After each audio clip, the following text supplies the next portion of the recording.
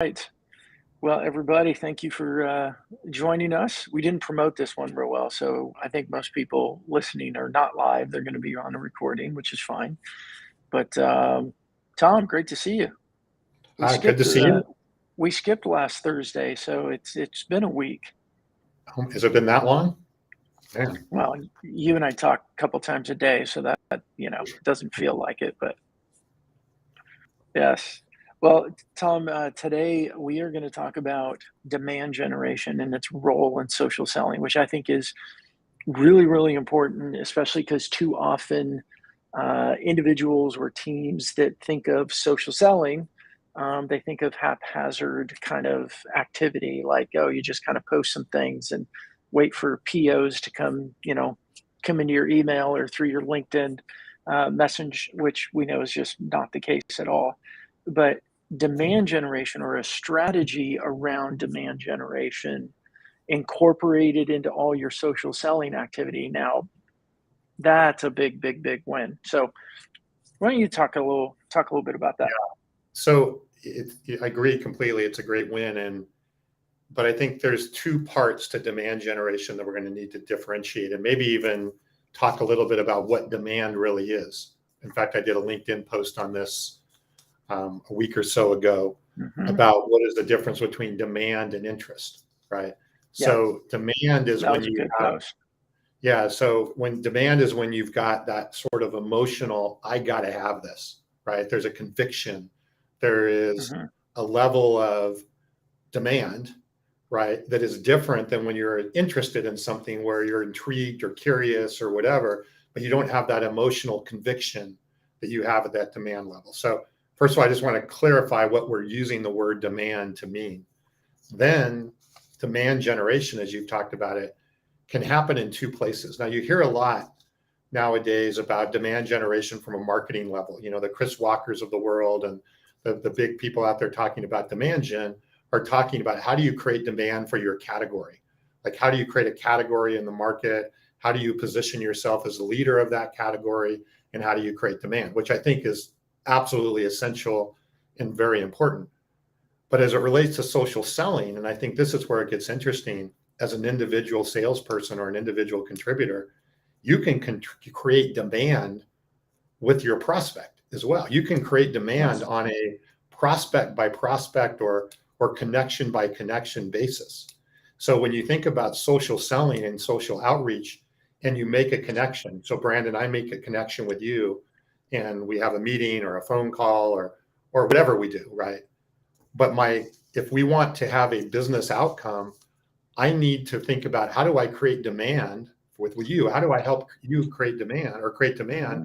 so that you eventually absolutely want to do business with me? Yep. And that's different than that's at an individual level versus at a market level or a corporate level. Now, the two, if you can get both of them together, 1 + 1 is Huge 5, win. right? Right. But Yep. again, I think it's important to differentiate. Demand gen can be at a market level or it can be at a sales level, if you want to call Yep. that. And then you can incorporate that in your social selling. So I'll stop right Yeah. there. And no, I thought that was really good, and it sets it up. And I think then that when we're talking about demand gen at a social selling level, so an individual producer, one of the tactics that I think is just extremely important, and it's important for two reasons. And don't let me get sidetracked and forget to share two reasons why this is so important.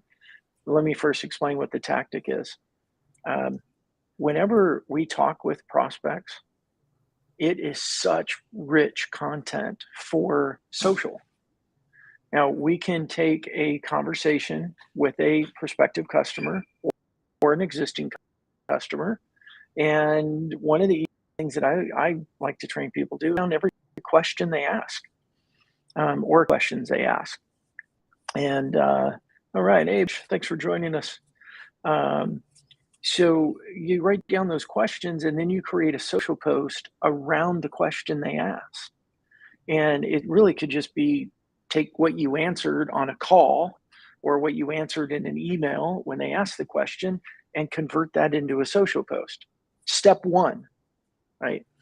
And so one of the reasons why it's great is you create social content, and too often people go, "Ah, what do I write? I don't know what to say."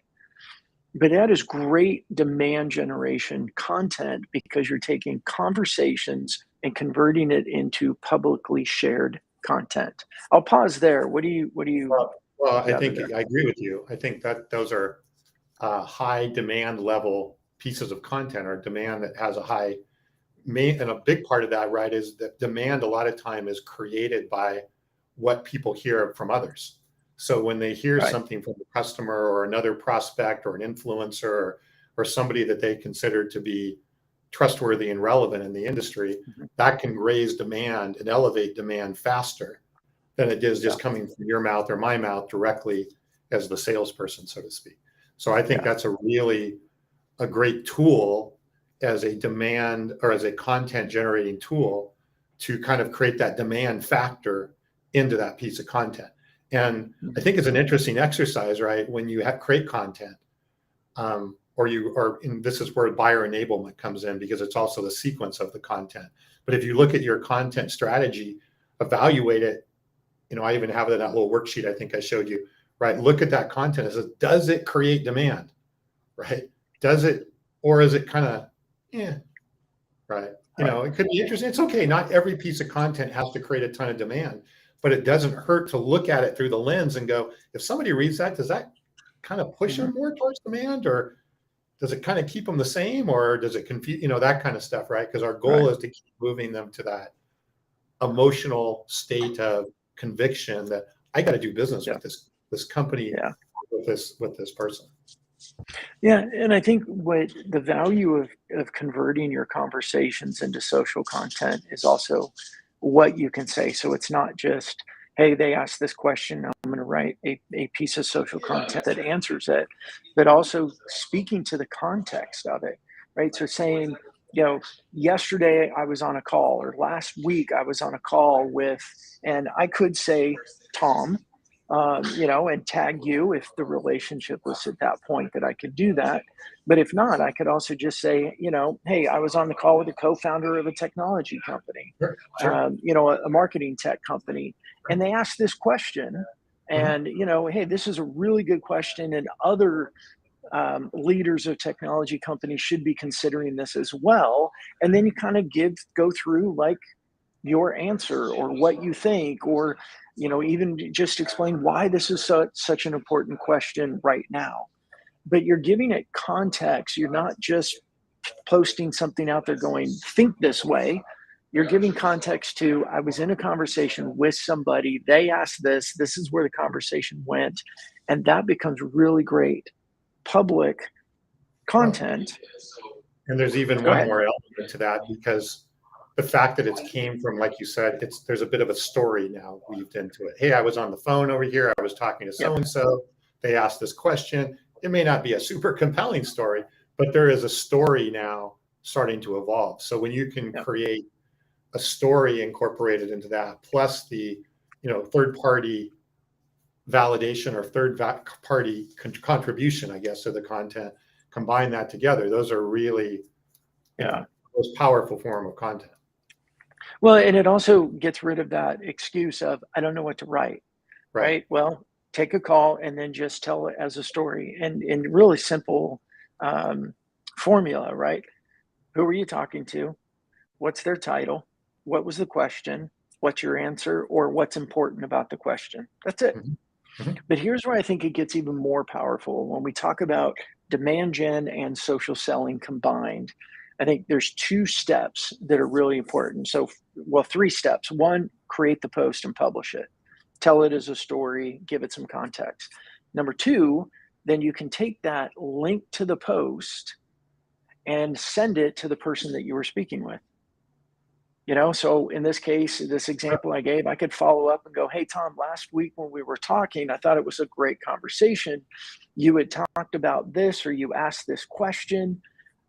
I thought about it and I wrote this social post about it. Would love to hear what you think, and just drop in the link. Now, number one, who is not going to respond to that? and go at least read the text, Right. the post, and most likely comment on it Yeah. because it was personal, Sure. right? So now I've re-engaged my prospect in a great way without being salesy and asking them almost, to partner with me on this social post that I did. Love to hear what you think. Tell me if I said anything, you would say anything differently. But now I'm kind of partnering with them on this piece of social content and invited them into it.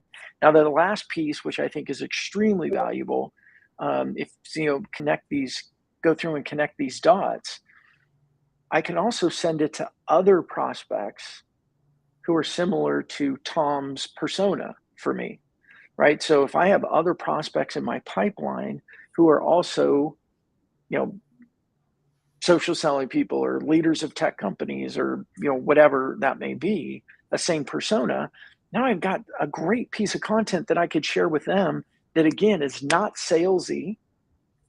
So let's imagine I send this out to 10 people and 5 of them go. They click the link, they go to the post, they read and they comment. What did I just create? I have 5 people plus the person I spoke with who've all gone to my post, read it, commented on it, or liked it. And now all of a sudden, what have I done? I have established myself as the center of this conversation with a bunch of prospective buyers. Yes. That I think if people did nothing else inside of social media but that, I think it is the best outreach oriented tactic inside of social media, and it mimics most the cold calling and cold email efforts. What do you think about that, Tom? Well, yeah, I don't know if I would go to say that it mimics the cold, because what you just described was a bit more of a, you're leveraging, right? You're leveraging Mhm. that post into a lot of different directions. And you're Right. not calling and asking for something. You're not calling and saying, "Hey, can we have a conversation?" or "Can you buy my stuff?" or whatever. What you're doing is you're creating demand. And I think Butch's comments really, you're right. Your posts either are creating demand or moving them towards demand to some degree, right? Or it's just entertainment, which is fine because Oops. entertainment can sometimes create Yeah. trust and create, but you just got to know what it is, right? You Right. are, remember, and I should probably bring up my matrix. We can even display it here. Is that you either move up on demand or you move right towards trust. It's okay. You got to do both, but it's you got to know what you're doing when you're doing those different pieces of content. Yeah.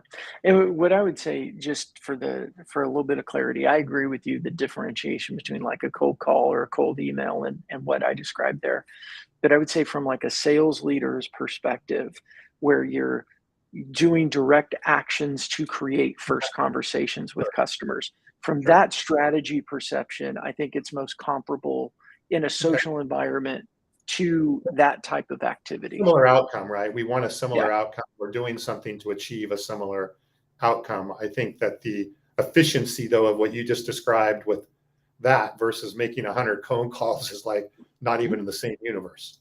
You know, Well, yeah, I mean, if you did that and the people that you send it to, so obviously you have to have a conversation with someone and turn that into the social post, send it to that person. And then the other prospects that are in your list, they don't even have to be people that you've spoken to yet. right? And these are messages that you can then send them in an email.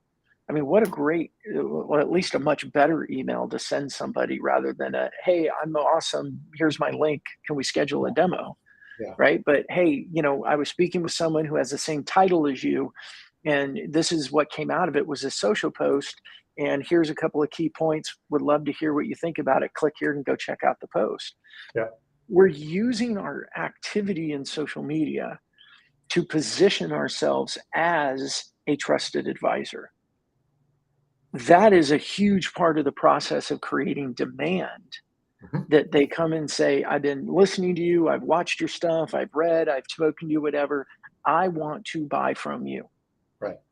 And I don't know that you ever create yourself as a trusted advisor by sending a cold email or sending a cold phone call, right? It does No, not I usually mean, go very far along the way of yeah, positioning you as a trusted advisor.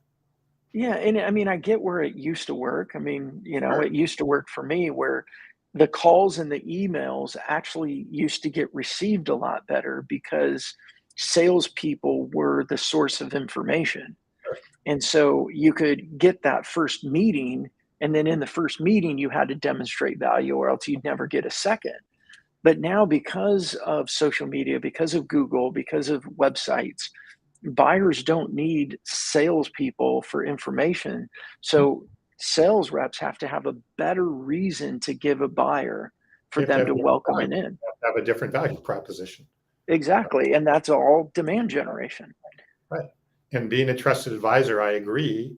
If I believe you're a trusted advisor and I trust that and I believe that and I want to know more, to that degree, it's helping me build demand for you and your company and your solution.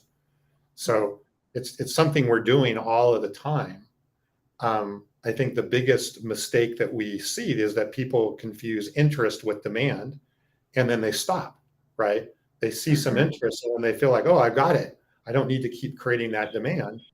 But I don't, you have to constantly keep creating demand even after the deal is done, you Right. know? So Right. it's something that it should be on your radar constantly, and looking at how are you continuing to reinforce that trusted relationship and continue to build demand. And if Yeah. you do it through some of the techniques that you described, which are smart, efficient ways of doing this, right? Which is where the social selling comes in. It's just Yeah. a much more smarter, more efficient way of accomplishing that than the more old school technique of, Mhm. cold call, email, or even download an ebook, and then I'm gonna, the MQL sort of, things that we've talked about. So, Yeah. but I agree, it's the goal is to achieve the same outcome. I'm gonna say Yeah. one more thing, and then I'll shut Sure. up. No, you don't need to shut up. If you're a funded, because I've been doing a lot of work with and Lead Smart, and we've been working with investors and things like that. One of the things that investors and especially VCs that are putting more attention on is a concept called sales efficiency. So in other words, how much am I? There's more to it, but at the end of the day, how much am I spending to get a sale? Right. So am I spending, and how long is it taking me? So if I'm spending $10,000 to get a sale, but you're spending, $5 a month with me on a subscription, how long does it take for me to recover and what it Mm. is that you're doing? That's sales efficiency, right? How efficient is my sales and marketing actions? And that has not been, that's becoming scrutinized more and more now during a downturn. It wasn't being scrutinized maybe as Right. much prior. So I have to be looking at ways to be way more, especially if I'm in a funded company, to be way more efficient with my sales slash marketing process and how I customer. And there's actually a metric that is tracked on that sales efficiency concept. Yeah. Yeah, and that's what I mean. You and I have talked about this before, and I've experienced it with customers, and I've talked to a few other coaches that I like their style. I believe their style. They're not pitch slapping coaches, but we see a 30% acceleration in that sales process, and pushing that and moving that person through the journey, so to speak. And it doesn't mean you win them all, but still, even if it moves 30% faster and you lose it, you're still saving 30% of Yeah. time. Yes. Yeah. You're more And efficient. I you're more efficient, right? And the psychology of it just makes sense, right? When you're creating content and we're showing up in comments and other things that create demand because now a buyer looks at us and says, I want to know more, or I want to talk to you, well, then they're going to follow us through the process. And I think you said it on one of our on a previous live that, the data out there of people that think it's totally okay to lie to a sales rep. It's totally okay to ghost a sales rep if you're just not interested anymore. You just stop returning their calls, you stop responding to emails, you don't return their Right. texts, Right. you don't worry about it, and they'll Right. eventually get the hint and move away. Right. But when the buyers are one that came to you and said, "You know what? I've been watching this stuff. I want to learn more," the likelihood of them ghosting the seller after a demo or a couple of conversations is really, really low. It's It reduced. sets Yeah. Yeah, it's that simple social contract, Yeah. right? I asked you Right. for a conversation, you gave me your time and spoke with me. I'm at least going to tell you when I'm done. Right. Right. No, I do. I completely agree. It changes the dynamics, right, that exist. With the ghosting is a outcome of the dynamics that exist between the salesperson and the prospect currently. Yeah. And if you can change the dynamics of that, like you just said, doesn't mean you won't be ghosted or you won't be blown off or whatever, but that will reduce significantly. And Yeah. you'll get people to respond to you, right? It's like the frustration with salespeople that you have, right? Is that, oh, the guy's not responding, or it takes them a long time to read. I'm not ghosted, but it took me 2 weeks for him to get back to me or whatever, right? Mm-hmm. But the speed of that picks up when you have created that relationship more so Yeah. and are creating demand, just because the only thing I can think of is I just look at it for myself. I consider now that relationship a bit more personal, Mm-hmm. and I have a bit more invested personally in it. And I Yeah. want to have good manners, right? I want to have good professionalism. Where I don't Yeah. feel that with somebody, then people feel like you can blow them off, ghost them or whatever, and no one loses sleep over it. But if you do that with a friend or somebody that you consider to be, then you don't feel good about that. Yeah. Yeah, for sure. And I think that the whole component of creating social posts comes into play at that point, because we've talked about this with Kevin, right? I think Kevin will give me some crap every now and then about some of my posts and be like, "That's Facebook content." Like, no, it's not. It's human content. It's the content that we share helps people get to know us, know what we think, know what we're promoting, know what we do. Um, but then when they're reaching out to us, there's more of that human connection because we've displayed ourselves more as a complete human being. And when you just cold call and you get somebody to go, okay, fine, yeah, I'll give you a demo. There's no connection. There's no connection whatsoever for them to feel obligated to be cordial, to No, you're be, just a voice on the other. respectful. You're just a voice Yeah, on the other side of the phone. You're not. yeah, You're not a person, right? right. And I think that's the difference. Is we need to make it more personal, and Yep. hence the word social inherently does make it more personal. Now the Mhm. responsibility we have on the other side is to provide value, to make it valuable enough for them to have that personal relationship on the Right. other side. So Yep. Absolutely. And so bring it all back to demand generation, Tom. Like, is people are listening or they're saying it, and you and I both know this, the interest in social selling, the interest in personal branding is just taken off right now, and we're experiencing it. Um, so people that are listening around social selling, around any of this demand generation, what type of content, like how do they think through what type of posts, what type of content actually generates demand? well, I think you have to start from where you want to end up, right? So you have to understand, and I talk a lot about this in the you set me That up for. Covey guy was right, or the whole think with the end in mind. That was right. But if you think about what I talk about in my book about the revenue zone, right? The revenue zone is where we want a prospect to be, because they're in a place where you've created enough demand and enough trust where they're seriously considering doing business with you. Okay. Wouldn't we all love to have a list of people that are seriously considering doing business with us, and they have demand and we trust them, and so that's what we They want. trust us. Trust us, right? Right. Yeah. So that's what we want. So, okay, what has to happen to get somebody who's never heard of you to get them to that point where at that place where they're willing to do business with you? You have to look at that first. You have to understand what that journey is. You have to understand what has to occur. What does that prospect have to understand? And what do they have to believe to be at that point? So that's what I mean by knowing kind of where you're going. And then you can work backwards from there to say, okay, this is the content that I need ideally to achieve that over time. But if you don't know where your destination is, you certainly don't know how you're going to lead them there. No.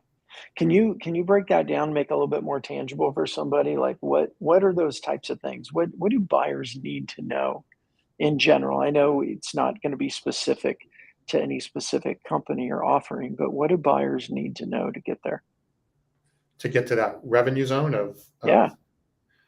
Well, like I mean, there's a number of things, but they need to understand. I say pick three things that they need to understand and three things they need to believe. So let's say I'm a software company, I'm an accounting software company, right? They need to understand what my software does. They need to understand, maybe how it's different from the competition. And they probably need to understand some logistics about what does it cost? What does it implement? So I need to understand a lot. Okay, that's good. But then more importantly, what do they need to believe? They need to believe that my software is the best choice. They need to believe that this is something that they need to take action on now and not in a year. Otherwise, I don't have somebody who's going to seriously considering doing business. And maybe they need to believe that I am the best choice or the fastest implementation or the most, I'm going to, whatever, right? That's what you need to find. But pick three things. Pick three things. Don't pick 10, pick three. Pick three things that a prospect would ideally understand, and three things that a prospect would ideally believe. And if they did that, they would be at a point where they would seriously be considering doing business with you. Just do that exercise, right? I've done this with a number of companies. It's amazing the revelations they have when they look at this, Right. because you're looking at it through the lens of the prospect, not through the lens of your marketing or your brochures or whatever. What does the prospect need to understand? What does the prospect need to believe? Then you can work backwards from there and say, okay, well, when they first met you, they certainly don't understand any of those things, and they certainly don't believe any of those things. So how do I take them through the journey that gets them to that point? Yeah. Well, and when you frame it that way too, I think it helps create a different type of content, right? Instead of just I'm sorry, I've got like a fruit fly or something that just thinks that my face is where it Yeah, I was belongs. wondering what you were doing. I was like, is something I've, growing there? What's going on? yeah. Um, but that approach helps, I think, individuals and teams create different type of content. This isn't then, I think the tendency, the easy thing is to go take a brochure, take some sort of a brochure type of product type content and go post it and go share it with people. And the reality is no one gives a crap. Nobody wants your brochures. Nobody wants your product information. They want to know why, right? They Right, want to know why this is important to right, me. right. And that helps frame the conversation differently, or frame the social post or the articles or the commenting differently, when you can start helping them, providing valuable content to them, for them, and why it's important to them. And then all of a sudden you become the source of the answer. Right. And if you do it right, then they start to understand. You're helping them understand what you ideally want them to understand. And you're helping to create a belief or beliefs that you want them to believe, especially as it relates to you and doing business with your company and your product and your solution. And Right. it's not manipulative, it's just helping them get to that point Right. through your content and through your advice and by helping Mhm. them go from, and if you can do that, you will create demand. You will Yeah. inherently create demand. You'll inherently create trust. If you You know don't, what's interesting? You know what's interesting to me, that you felt compelled to say it's not manipulative. Is that something that we need to like work in and overcome with teams? Like, does this feel manipulative? Because I don't think it feels manipulative at all. I think it's great content. It's conversational. It's really the way that we work with people in a live setting. Or if we had a conversation in front of a group of so people, it's the way that we talk, because we know in a group setting or a face-to-face setting, if I just went in and said, hey, we're really awesome and this is what we do, and people are going to just, well, back off. yeah, the So reason I said that, and we could probably do a whole nother show on this conversation alone, and it was interesting, the feedback I got when my book first came out. I got feedback from different people. It was like, I don't feel, if I do the things that you're talking about in the book, I don't feel slimy. I don't feel like I'm manipulating somebody. mm, I think there's an idea that if I'm trying to help you, Brandon, make a decision or help you or push you, I don't know the right word, right? Persuade, sell, sell, sell right? is a I'm really trying to right. sell you, right? Put it in quotes. I'm trying to sell you Yep. to do something. There's some people that believe that anytime I'm doing that, I'm manipulating, right? Hmm. Or I'm doing something slimy because I'm selling something. But Yeah. hell, we go through our whole life selling, right? Right. We sell to our family, we sell to our wife, we sell to our kids, we sell all the time because we're trying to Hmm. convince. It's like the world we're in, right? It's Right. not manipulative. It's just, and a lot of help has to be delivered through selling, right? In order to help somebody, a lot of times you have to sell them. You know, I get passionate because a lot of our prospects at LeadSmart, I see how much we can help them. And it pisses me off when they don't do anything Mm-hmm. because of one thing or another. It's like, I want to grab them by the collar. It's like, no, you're missing Mm-hmm. out, right? Look what you're missing out on. Not because I'm trying to manipulate them or get them to write a check or buy Yeah. something. It's just like I get passionate about how much they're missing out on. You know, we do this show, right? You can see a lot of that. We're trying to sell the concept of social selling. So that's where I said it. It's not about manipulative. Sometimes people think that anytime you're selling, quote unquote, it's Yeah. manipulative, but Yeah, and I mean, that's the whole value, I think, of content, right? Is that we can go share content. Now, first of all, we got to get out of that framework or the mindset that our content needs to be all about our products, our services, and all that. But we're using content to tell stories, to tell, things that other are, people are concerned about, what they're struggling with, how they're handling it, what they're doing to um, that's powerful content because people can identify with it. Nobody else can identify with your product details, sure, but they can sure. identify with a piece of somebody. I had a conversation with someone last week who's this. They asked this question and they asked it because these are the things that their company is struggling with. This is the conversation. These are, three things that I shared with them that could help them as they think through. That's powerful because everyone else that's sitting in that person's shoes could look at that and go, I asked that question the other day to myself, or I asked it with my team, or I've been Mhm, thinking about that. And that's mhm, where they engage with it. And mhm. because you're giving some clues or answers or ways to think about it, and then other people are engaging with your piece of content, you're creating yourself very quickly, very easily about being the center of this conversation and a source of answers, which is demand generation. You're kind of creating a demand flywheel, is what I hear you Yep. say, right? And it starts building over time and increasing over time as you do that. So you start to Yeah. get an exponential result over time. But yeah, that's, and I know we're out of time, but that is the, going back full circle, demand gen, whatever you want to call it, is part and parcel to social selling at the end, at the sales level. And the more that you can do of it at the market level and the marketing level and the company level, that's just going to give you that much more tailwind. Yeah. But they're two different things. They work together, but they're two different things run Yeah. by two different objectives. Yeah. And Brian Griffiths and I were chatting on a post about this earlier today. And I can't remember if it was your post, my post, Brian's post, what post, but um, I shared with him the concept of social dominance, which is when your marketing team is creating that demand generation type of content and you've got individuals at the leadership level, sales, marketing, customer success, any other key departments or divisions your company may have, and you got individuals who are doing this on a regular basis, those public conversations equate to social dominance because companies aren't there yet. And if your company isn't there, you better get there quick, because if one of your competitors starts to figure this out where they're empowering, equipping leadership and sales and marketing and customer success to have all these voices and do that simple tactic that we talked about today with their conversations turn to social posts and share it with people in their networks, man, they will socially dominate, and therefore they will suck all the demand from your industry to them because they're going to be the ones with the public voices that are capturing attention. Mhm. No, they're going to attract that attention, right? It's going to be that gravitational attraction on the whole Yeah. thing. So, And and no amount of cold calls and no amount of cold emails are going to capture people's attention away from who they've been listening to on lives or in blogs or podcasts or anything else. Your cold calls and your cold emails do not stand a chance. agreed, agreed. So, excellent. All right, everybody. Well, thanks so much for joining us again on the Digital Influence Show. And Tom, we got some exciting news coming up here in the next few weeks, don't we? We'll see. We'll see.